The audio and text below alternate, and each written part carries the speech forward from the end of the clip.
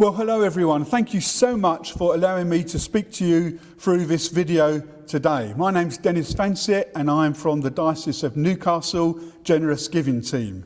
And it's a real pleasure to have this opportunity to talk to you online, exploring the place that generosity and indeed generous giving should play in our lives as Christians. Now, the gospel reading we've just heard is perhaps one we're familiar with. It's the account of how Jesus drove the money changers out of a temple. And we mostly remember perhaps that story to remind us that as Christians, we need to be careful with our commercial activities, never allow them to compromise our choice of following Jesus, and we should certainly not condone cheating or unscrupulous practices or preying on vulnerable people, coercing them to buy things that they can't afford, perhaps in the hope of some kind of spiritual blessing, as may have been going on in the instances that Jesus confronted. But what I wish to draw your attention to is a line we might overlook. It's how the disciples reacted when they saw the passion that Jesus was demonstrating, overturning tables, making a whip out of the cords to drive people out. This was perhaps a different Jesus, not the nice-mannered, gentle Jesus we might have heard about from our Sunday school teacher. And the disciples watched, perhaps in horror at first, as Jesus drove the money changers out of the temple. They recalled the words that King David had said in Psalm 69, verse 9, when David wrote, "Zeal for your house consumes me."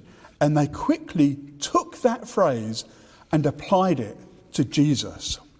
Now, zeal is perhaps a strange word. You might think of it as disappearing from common English usage. It has unfortunate and perhaps negative overtones. We might think of zealot, perhaps even the word terrorist, or we might think of a person that is possibly a little bigoted, always keen to tell us what to do or to apply rules overzealously, we might say. And yet, this is the word that the disciples used to describe the way Jesus is acting. And later, of course, St. Paul, writing in the book of Romans in chapter 12, tells us to never be lacking in zeal ourselves. So whatever it is that David had, whatever it is that Jesus had, Paul implores us to not be lacking in it either. Instead, Paul says, keep our fervour in honouring other people amongst ourselves, sharing with those in need, and practising hospitality. So when it comes to our commitment to our local parish church, expressed in all sorts of ways, our prayer support, our volunteering, our going out of our way to make other people feel welcome, and of course, our financial commitment, do we do these things with zeal? Are we eager, enthusiastic, energetic, and passionate about what we're doing? Do we believe in it? Is it a cause we really care for? Or if we're honest, do we find that maybe we're not worried that much one way or the other, happy to let the status quo continue unchallenged? You see, if we give to our local parish church or benefice because we think we must, or because it's out of a sense of duty or obligation, now welcome though your donation is, and it is welcome, we are perhaps missing that passion that Jesus shows. So let's give our gifts with enthusiasm, with determination, and with a real commitment to see change as a result of our gift. Whatever it is your parish is involved with, or whatever it is your parish might want to start, it needs our financial support to keep it going and to expand. And of course, I suggest that we should be giving enthusiastically to allow our parish to make our contribution to the diocese, playing our part in allowing us to retain, if not increase, the number of stipendiary clergy, and therefore helping in our mission and ministry of the Anglican community diocese-wide to flourish across our region. You see, when Jesus kicked the money changers out of the temple, it wasn't because he had a bit of spare time on his hands. and he couldn't think of anything else to do. He did it because he was deeply offended by what he saw, and he was passionate about wanting to put it right, and he wanted to see lasting change that would reconnect people to God, change that would revert the temple into a place where people could reconnect with God. Zeal for his Father's house had consumed him.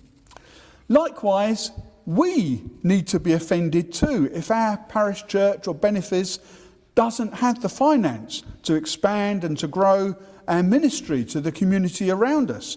We need to be gripped by the vision of what we want our church and our diocese to be. And we need to be willing to take action, drastic action sometimes, in order to allow it to be just that.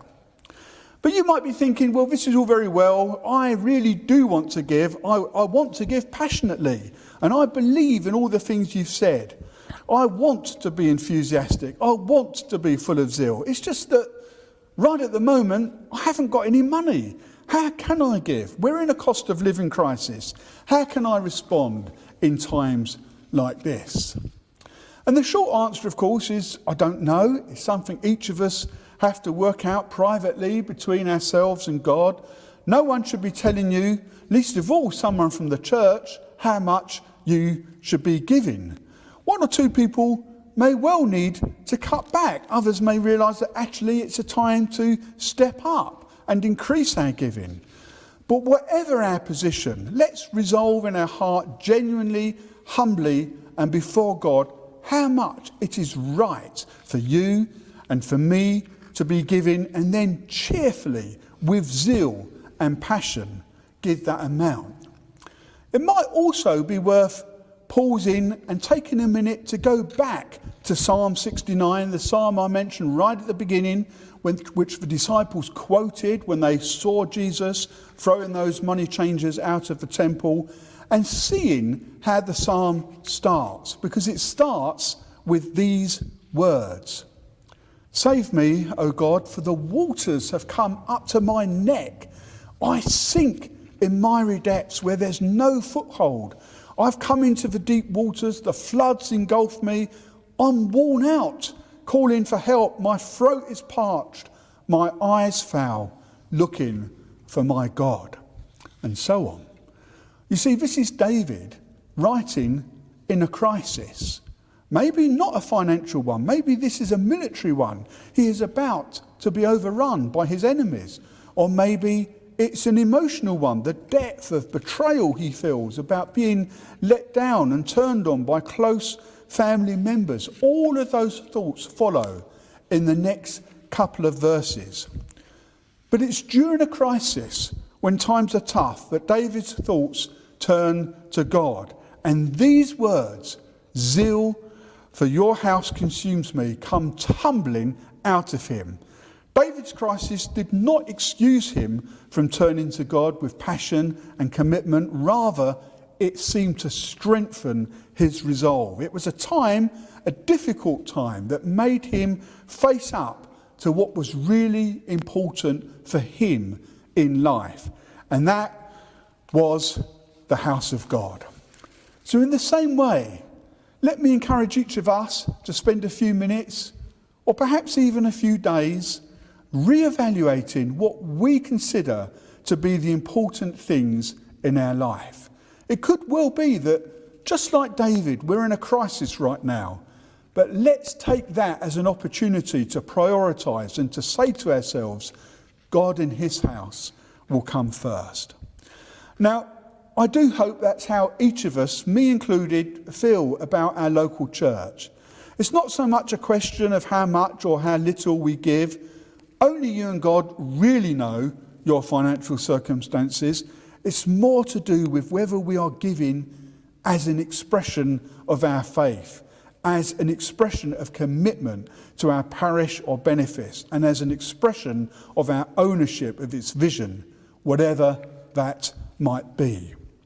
But when we do find that these building blocks are in place, when we are genuinely giving because we recognise first and foremost that God has given so much to us, And when we are giving because we love our local parish church, not so much the building, but its life and its ministry, then it changes the dynamic. We give because we want to, and we give with cheerfulness and with joy and with thanksgiving.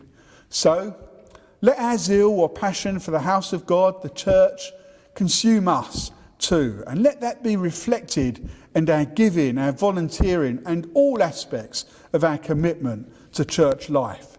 Thank you again so much for listening to me today. God bless you. Amen.